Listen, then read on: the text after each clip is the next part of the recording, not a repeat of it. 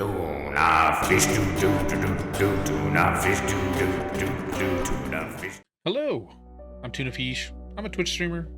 Welcome to a new series I'm creating regarding how I got started in streaming and what I've done to grow over the past 12 months. I've been streaming for just a little over a year now, and I've learned quite a few things in this past year. My goal is to release weekly videos and go in depth on a variety of subjects that I don't see covered a lot. I want to preface this video and the series by stating I am by no means a large streamer, and I am still learning. And I hope to learn from you guys along the way as well. Please consider subscribing, liking, commenting on these videos with your takes, your successes, your failures, so we can learn from each other and help each other grow.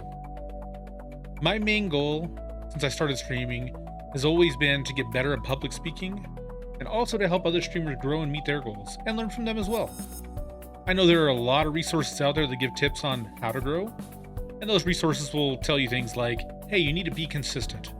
But what does being consistent really mean? I want to jump down that rabbit hole of each of these topics that I see covered and get a better understanding of what they mean and what, should we actually be following this advice?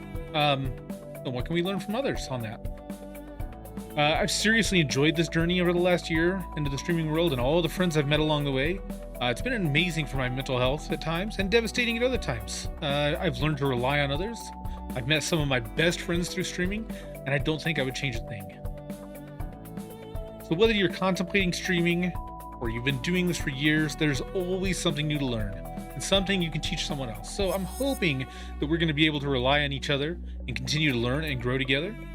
The videos in this series they're going to range from attitude and mentality, social media presence, being proactive, scheduling, networking, technical tools, applications, what kind of equipment do you really need to get started, and what can we learn about being successful and how we can be successful here. So much love, and I hope to chat with you all soon.